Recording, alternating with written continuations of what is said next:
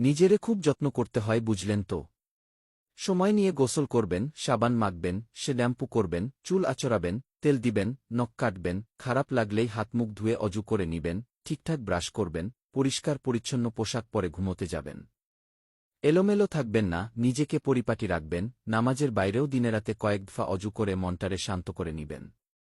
নিজে যেমন করে খেতে পছন্দ করেন মাঝেমধ্যে ওই ধরনেরই রান্না করবেন, খাবার খাবেন, পছন্দের বইগুলো পড়বেন।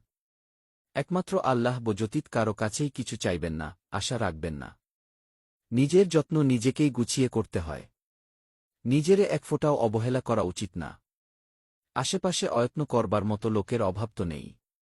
এবং এই পৃথিবীতে এমন একটি মানুষও নেই যে আপনারে আপনার থেকেও বেশি ভালোবাসে।